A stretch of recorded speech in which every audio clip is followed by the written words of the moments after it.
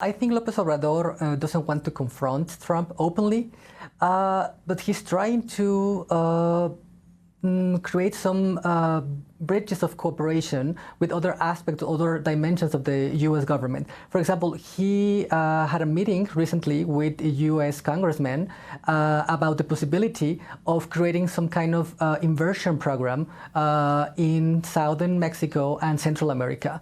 I think that's what he wants to do, because he's not really trying to stop the flow of migrants, because he knows, even though he doesn't want to acknowledge it openly, because he wants to avoid this confrontation with Trump, he knows that sending back migrants to Central America is sending back these people to an unlivable situation because of violence. So I think that what he wants to do is just not to confront Trump openly, try to work in some kind of cooperation program with the U.S. and try to create what could be, if it is ambitious enough, some kind of Marshall or new Marshall program, but Southern Mexico and Central America.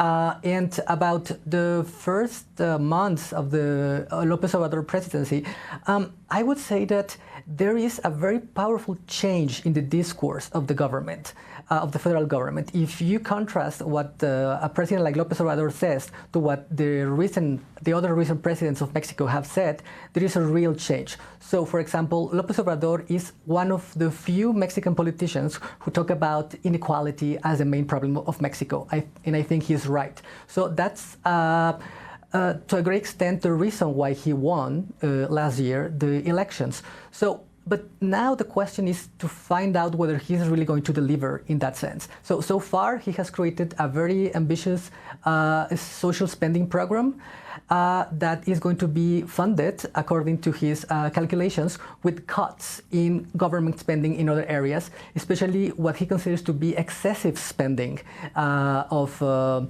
Mexican government officials. So this is probably going to work for a while, but in the long run, what is needed is a deep tax reform, because in Mexico, you know, the richer classes, the richest people really don't pay taxes.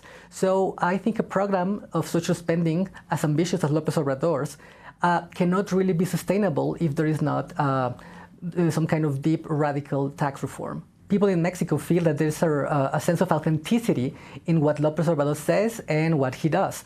This symbol, for example, of the selling of the presidential plane was really important in his discourse about austerity.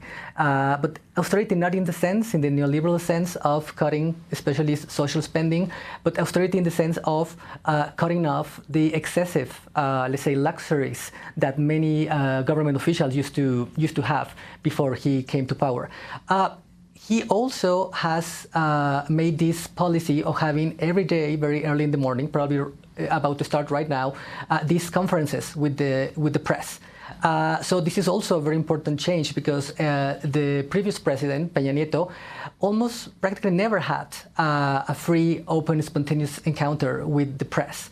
So López Obrador has changed that, and so this, I think, adds up to this sense of authenticity that he displays, and that is really perceived by the Mexican public.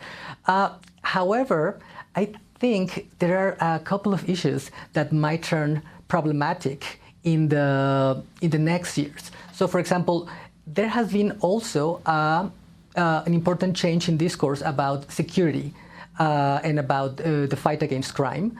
But the concrete measures that this new government is about to adopt are ambivalent in that sense. So there might be a clash between the sense of the discourse that the president has adopted and the actual implications of the policy, such as the creation of this so-called National Guard, that is supposed to be a hybrid between military and civilian elements, but that leaves open the door for a continuation of the policy of militarization that has characterized Mexico in the last 12 years. This has created a great toll in human suffering through the disappearances of tens of thousands of people, the murder or killing of hundreds of thousands of people, and a large amount of human rights abuses on the part of the military in Mexico.